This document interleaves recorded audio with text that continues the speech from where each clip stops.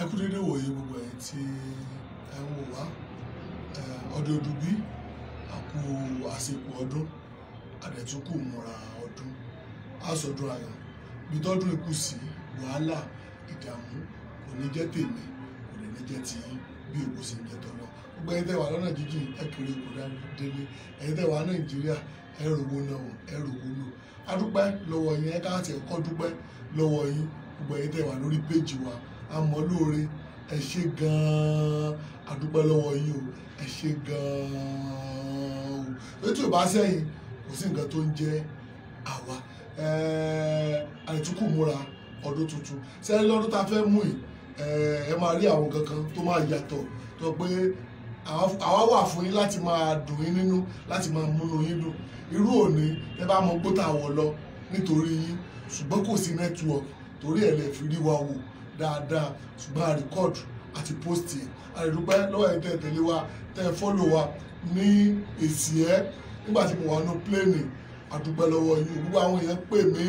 mo dúpẹ́ lọ́wọ́ gbogbo ẹ̀yin tẹ́ pè mí gbogbo ẹ̀yin tẹ́ ní mi ò wẹ̀ bọ́ọ̀bù ní mí wípé mi ò lè tùbú àdúpẹ́ lọ́wọ́ ẹ̀yin náà ẹ ṣé gan owó ẹ̀yin tẹ́ ní mọ́ wẹ̀ tẹ́ ló tutù mú ẹ ṣé gan o mo mọ̀ lóore gbogbo ẹ̀yin tẹ́ ní play pé wọ́n àbádọ́ ẹ̀ ọlọ́gbọ́n wọn àbádọ́ ẹ̀ tẹ́ bá mọ history play yẹn ò ní agbára ọlọ́gbọ́n kò sí nǹkan tó ṣe play o kí mo sọ fún yín kò sí anything tó ṣe play yẹn ẹ́ńjì méjèèjì wọ́n yọ ṣùgbọ́n ọ̀rọ̀ wà ń bẹ̀ lọ́jọ́ iwájú àti máa lọ bẹ̀ ìtẹ̀lẹ́ wò pé kí ló dé bàtà débi eré àtẹ̀tí fẹ́ máa rìkọ́ọ̀dù báwọn kan ṣe dé nìyẹn wọ́n ní àlè rìkọ́ọ̀dù eré o wípé a máa kọ lẹ́tà tàbá kọ lẹ́tà àwọn ẹsẹ̀ máa approve ẹ̀ wọn la ẹsẹ̀ máa mọ̀ àwọn fẹ́ fi tiwa gbé ti lára àwọn fẹ́ promote wọn ni wọ́n yẹ ká mọ́ promote àwọn alẹ́ dúpẹ́ wípé àwọn tó wà ní plane wọ́n jẹ́ ká promote àwọn yẹn pé àwọn yẹn rẹ̀ ti ń lọ bẹ̀ dáadáa àwọn olóore ẹ ṣé o gbogbo ẹni tẹ̀lé ra product wa One Stone àlùjọ gángan ẹkùn ọkọ̀ òkè àdúpẹ́ lọ́wọ́ yẹn wẹ́n ẹni tẹ́ pé ṣé kò sí promo wọn ni promo tiwa o ṣùgbọ́n December báyìí mo máa busy gan bí mo sì wà ní mo ẹ̀sẹ̀ travel dé ni mo ẹ̀ ti gbó ńlá dé ni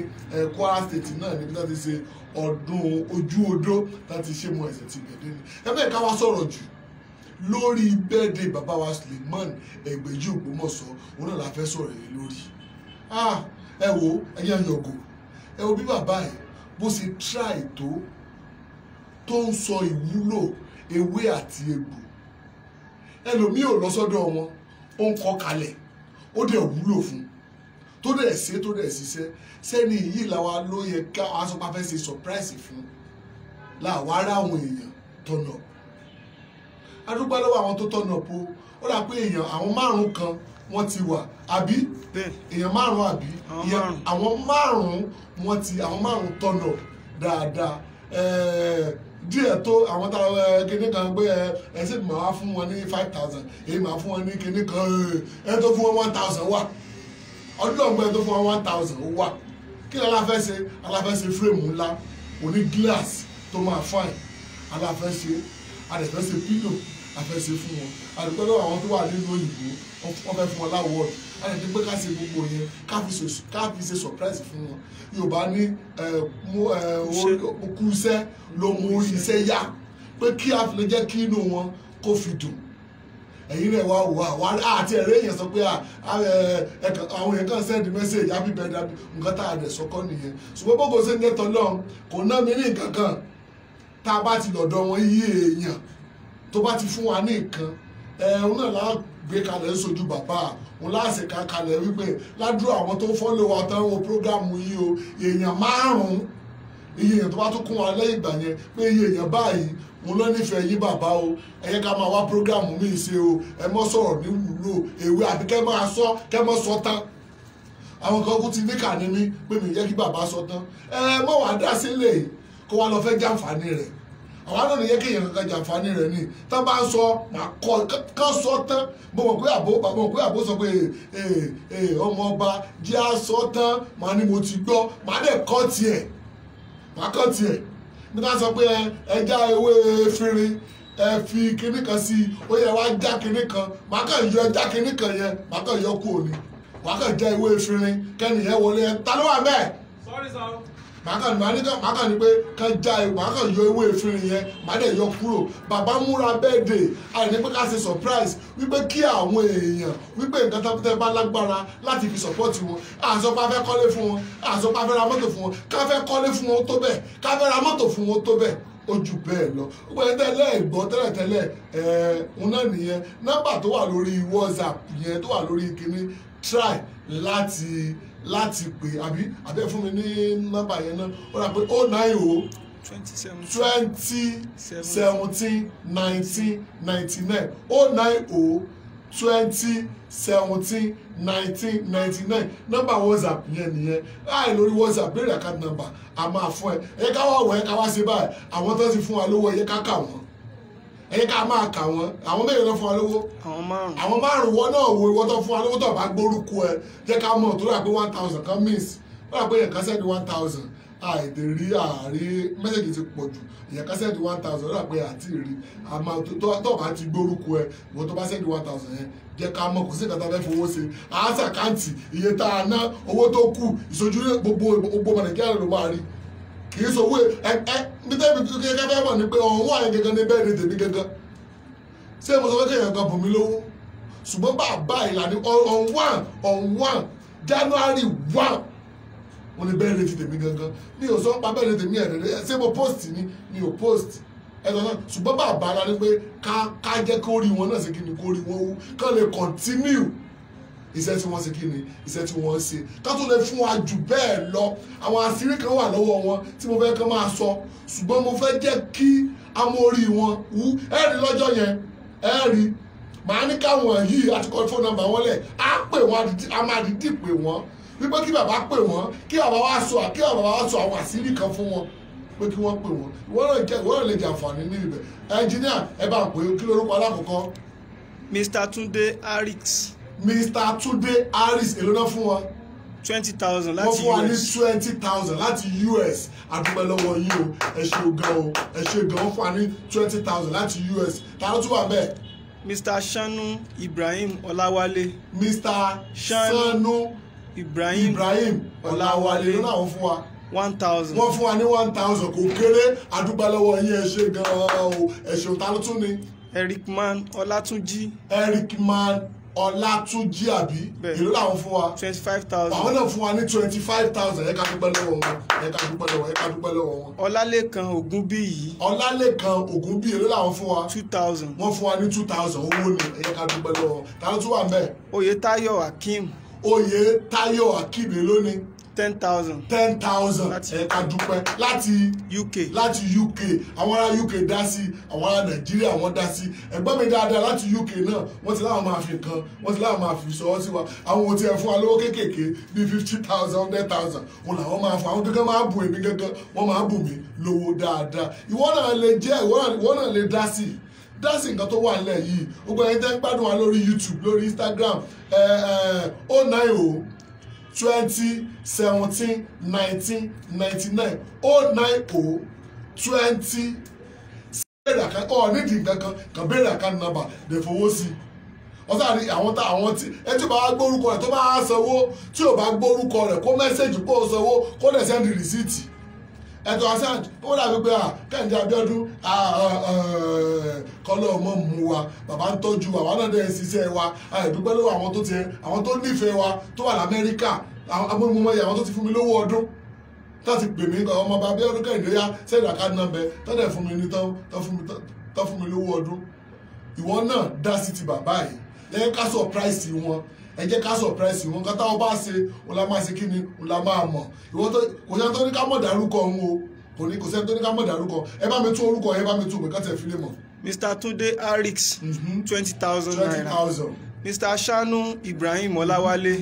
1,000. 1,000 wọ́n try. Ericman Ọlátúnjí 25,000. 25,000 wọ́n try. Ọlálékan Ògúnbíyì 2,000. 2,000 wọ́n try. Oyètáyọ̀ Akeem 10,000. wọ́n try àdúpẹ́ lọ́wọ́ yín gbogbo àwọn tàti èèyàn márùn-ún láti rí ọ̀hún wà dẹ̀ níbẹ̀ ni bàbá yìí ara afẹ́ ṣe surprise fún wọn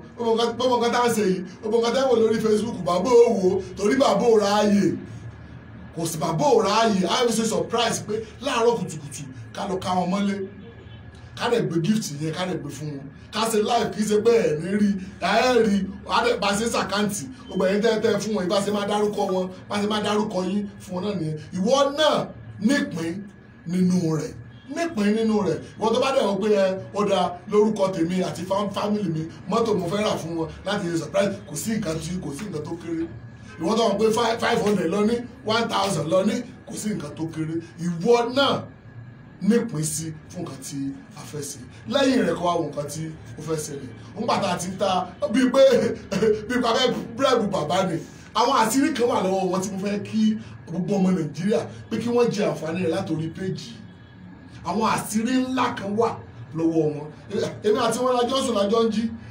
wọ́n sọ àwọn àṣírí kan wọ́n sọ fún mani bàbá rárá ẹ wá sọ fún gbogbo ọmọ Nàìjíríà bá ṣe ń sọ àwọn kan wà tó pé oníṣègùn tó pé wọ́n bínú sí wọn pé nǹkan táwọn fi ń jẹ bàbá wa ni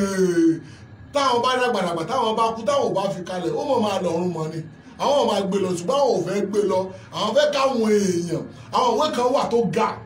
tó sọ pé ìwúlò ewé àtegbò ló wà níbẹ̀ bàbá ti gbé fún mi pípé ká máa lọ orí website àti design website ìwọ tó bá ti lọ ọbẹ̀ wàá dáńlóòdù ní bámú ṣùgbọ́n sọ fún bàbá àlè kó sórí website àlè kó sí àwọn máa sí lábala tí àwa máa sọ̀rọ̀ àwọn pé kò sáyé mo ní ara àyè máa wà ara nǹkan tá a fẹ́ káyè náà fi wà òun náà ní nígbà tá a bá open WhatsApp family WhatsApp báwo náà sì wá ní máa ju àwọn kankan sí orí rẹ̀ mo bẹ̀ wá mo rọ̀ wá ẹ jẹ́ ká mọ bọ́ sí fi fún yàn ẹ jẹ́ ká fún bàbá yìí ẹ jẹ́ ká kò sí ìgbésẹ̀ owó tá a fẹ́ fún wọn ni bàbá fi ń jẹun o mo sọ fún yín o màá ní tó bá ti di ọjọ́ tó bá ti di ọ̀wọ́n kí n tó wọ̀dọ̀ wọn màá so kọ́ńpáǹdì wọn fún yín màá wá so mọ́tò tó wà níbi bẹ̀ káwá wò bóyá olòṣì ni wọn ẹ tó lọ fi fẹ́ǹsà já tó lọ fi ń jẹ́wé àtẹ̀gbò kí ló kọ mọ́tò tọ́ndra tó lọ fi tọ́ndra já ewé tó fi lọ ń wa egbò onúgbó tó bá dọjọ́ yẹn ẹ máa rí màá fi hàn ẹ wo kò ní jù báyìí lọ ìwọ náà support nǹkan tó bá lágbára láti fi support 090 20 àbí 17 19 99 090 20 17 19 99 WhatsApp tó fi máa tí wọn náà fi máa fi nǹkan sí orí ẹ béèrè account number wọn béèrè nǹkan kan ẹ̀rọ àwọn kan mẹ́sẹ̀gì wọ́n béèrè àwọn nǹkan kan mi ò dá wọn lò torí nǹkan tá à ń ṣe lọ́wọ́lọ́wọ́ à ń múra bí àwọn láti fẹ́ sí bẹ́ẹ̀dẹ̀ àwọn kan béèrè tí ò yẹ ká tiẹ̀ béèrè after January máa béèrè tó wá fẹ́ béèrè ní January ti máa rìn lédè olóòní ọ̀ọ́dẹ mú mi sí èmi mo ní fóònù wà á lọ ń pe nọ́mbà ẹ̀ pé wọn ò píkì ẹ̀ àní píkì ẹ̀ tó bá wù mí màá dán lórí WhatsApp tó bá wù mí mi ò ní dán lò lọ fẹjọ́ sùn bàbá lọ bá bàbá èmi mo ní láì mi èmi mo fowó ra mi ni mo fi rà ni wípé ẹ jẹ́ ká mọ bọ́ ṣe ń fi fún yàn àwọn kan wà tó pé kí n máa sùn kí n wà lórí ìyàwó mi kí n rí kọ́ wọn àsáré dìde ni àwọn èèyàn mi nìyẹn wọ́n wà Nàìjíríà wọ́n wà ní Amẹ́ríkà ìwọ náà jẹ́ bẹ́ẹ̀ ìwọ náà ṣe bẹ́ẹ̀ kì í ṣe gbogbo èèyàn ni bàbá lè píkì kọ́ kì í ṣe gbogbo èèyàn ni bàbá lè píkì kọ́ wọn ṣùgbọ́n àwa yìí náà nígbà náà bá a dé pé ó yà ń sọ ìyá mú ọdọ́dọ̀ bàbá òun ní kí ló fẹ́ dá lò nígbà tó wà lamẹ́ríkà mọ́ ẹ bá ti pè mí ọmọ bá bí ọdún Kẹ́hìndé iṣẹ́ bẹ́ẹ̀ la fẹ́ sọ yẹ̀ sọ lọ́dọ̀ bàbá tí màá mú wọn ni àwọn kan wá láti àwọn márùn kan wá ní last week láti overs àwọn márùn wọn ò tí ẹ pé bàbá ọ̀dọ̀ mi gángan wọn náà wá wọn bá mi lọrin mo dẹ̀ mú wọn lọ mo lọ lọ́ọ̀jì wọn àárọ̀ mo dẹ̀ kó wọn lọ́dọ̀ bàbá bí àárín yẹn bí ó ṣe rí nìyẹn ẹ dákun nǹkan tó bá sí lágbára ìwọ náà fi support happy new year in advance and ayẹ́ká kí bàbá náà pé happy birthday in advance ẹ̀dẹ̀ kémi náà happy birthday in my advance ẹ wo a tún máa pàdé ọ̀la ní ìsìn mo rò pé mo ń travel ni torí yín mi ò tún lè travel mọ́ àwa tún gbéṣẹ́ kan fún mi àṣà ń gboyè àṣà ń gboyè káàkiri ni bí bàbá ṣe ń gboyè èmi náà ń gboyè nígbà tó ẹsẹ̀ ní láti lẹ̀ ẹ wo ẹ̀yẹ ká support bàbá ẹ̀ bọ́ọ̀ ṣe ń ṣe yóò dáa fún ẹ níbi tó bá ti mówó nímọ̀ pọ̀ mówó bíbẹ̀ nímọ̀ gbogbo ṣe ń jẹ́ tọ́lọ́ owó ò ní fi ẹ́ lẹ̀ o àlàáfíà rẹ̀ ṣe pàtàkì ẹ jẹ́ ká mọ́ rántí àlàáfíà wa o product ti wa o báàgì yẹn ti wa o package yẹn ti wa o promo ti ń lọ lọ́wọ́ o ẹ ṣeun bye bye for now.